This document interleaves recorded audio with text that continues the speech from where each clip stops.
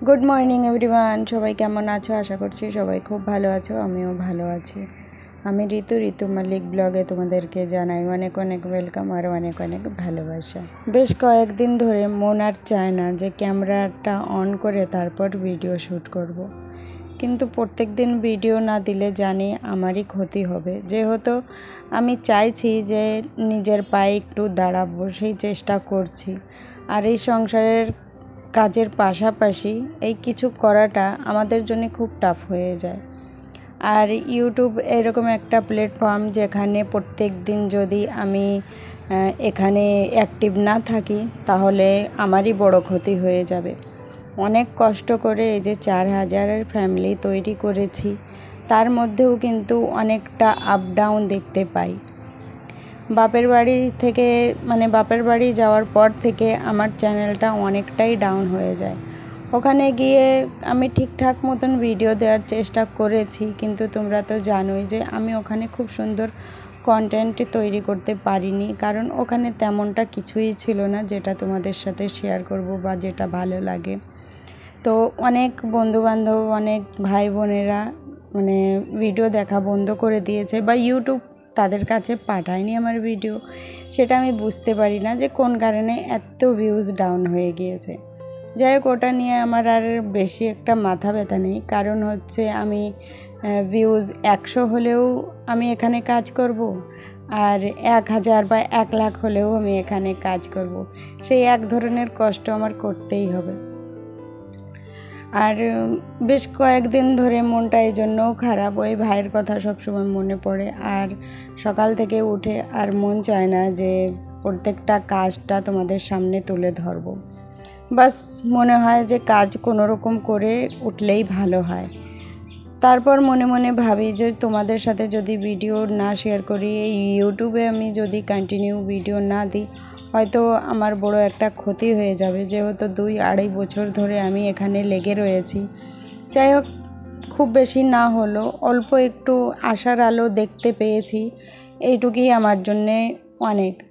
আর আমি যদি এখানে লেগে পড়ে থাকি তাহলে হয়তো একদিন ভালো দিন আসবে, এই কথা ভেবে আমি ইচ্ছা না থাকার সত্ত্বেও কিন্তু প্রত্যেক দিন এখানে লেগে পড়ে থাকি। এই সংসারটাকে পারফেক্টভাবে গুছিয়ে গাছিয়ে সমস্ত কাজকর্ম সেরে তারপর নিজের জন্য কিছু করাটা অনেক কঠিন হয়ে যায়। এই যে যেরকম ইউটিউবে যারা আমরা ভাবি যে কিছু একটা করব, এই কিছু একটা করব বলে এখানে আসি, কিন্তু সব কিছু তো এত সহজ না, অনেক কঠিন। মেন কথা হলো যখন আমরা শুরু করি আমাদের সাপোর্ট সিস্টেমটাও অত ভালো থাকে না, অনেক কম এরকম ভাগ্যশালী আছে যাদের ফ্যামিলি থেকে খুব সাপোর্ট পায়, তারা হেল্প করে। তো আমাদের তো আর এরকম হয় না। আমাদের প্রথমে সবারই দাঁত খিঁচুনি খেতে হয়, তারপর গিয়ে যখন দেখে যে না এখান থেকে হয়তো কিছু আর্ন হতে পারে বা কিছু লাভ হতে পারে, তখন গিয়ে আস্তে আস্তে আমরা একটু সাপোর্ট পাই, তাও পুরোপুরি নার মতনই বলতে পারো।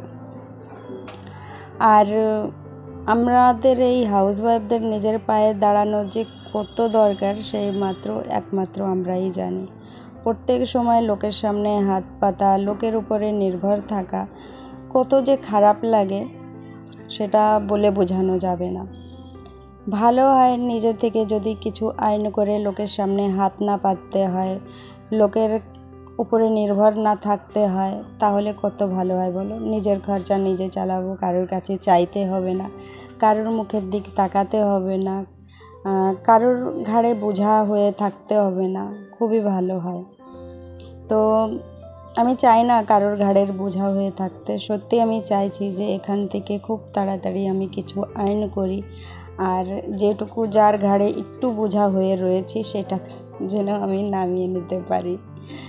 তো এই কারণে আমি এখানে খুব কষ্ট করি। আমার প্রত্যেক দিন অনেক কষ্ট হয়ে যায় সংসারটাকে পুরোপুরি ঠিকঠাক করে রেখে এই যে ভিডিওটা শ্যুট করা, তারপরে মনের মধ্যে ভালো মন্দ সমস্ত কিছু চলে। যেরকম এই সময়টা মনের মধ্যে একটুও ভালো চলছে না, তবুও কিন্তু ভিডিও শ্যুট করতে হচ্ছে। আর এই কারণে খুব সুন্দরভাবে তোমাদের সামনে আমি কিছুই প্রেজেন্ট করতে পারছি না। সত্যি মনটা ভীষণই খারাপ। আর যে ভাইটা মারা গিয়েছে ওটা আমার নিজের ভাইও ছিল না, একদম পাড়া প্রতিবেশী, কিন্তু তার জন্যে মন খুব খারাপ লাগছে। মানে বেঁচে থাকতেও আমি এত মানে অনুভব করতে পারিনি কোনো দিন যে এই ভাইটা একদিন না থাকলে আমাদের এত কষ্ট হবে। তো যাই হোক, ওর অভাবটা সারা জীবন থেকে যাবে, আর কি করার আছে, যার যখন যাওয়া সে তো যাবেই, কিছু করার নেই। তো আজকে রান্না বান্না সমস্ত কিছু সেরে স্নান করে এই যে চলে এসেছি।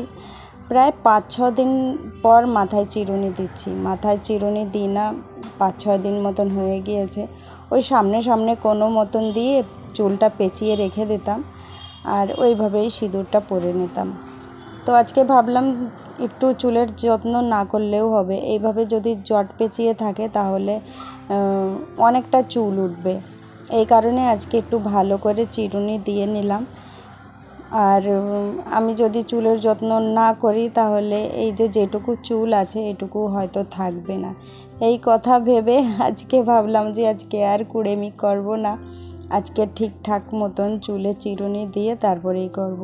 আর সামনে যেহেতু পুজো, আর পুজোতে বিশেষ আমরা তো কিছুই করি না, পার্লারে যাওয়া নেই, কিছু করার নেই, তবু ওই বাড়িতে নিজের যত্ন করতে হয়। কমসে কম কিছু করি না করি, প্রত্যেক দিন মাথায় চিরুনি দিলেও যাই হোক ভালো হবে। এই কথা ভেবে আজকে জুটে পড়েছি। প্রত্যেক দিন স্নান করে আসার পর কোনো রকম পেঁচিয়ে পুচিয়ে রেখে দিই, ভাবি যে থাক পরে দেখা যাবে, পরে আর হয় না। যাই হোক, দুপুরে খাওয়া দাওয়া হয়ে গিয়েছিল, এখন এই যে সন্ধ্যা লেগে গিয়েছে, বরমশাই বাড়ি চলে এসেছে। তো প্রত্যেক দিন এরকম সময় আসে না, অনেক রাত করে আসে। তো আজকে এসেই বললো একটু দুধ চা করো। তো এখানে আমার জন্যে, আদ্রিজার জন্যে আর বরমশাইয়ের জন্যে দুধ চা করছি।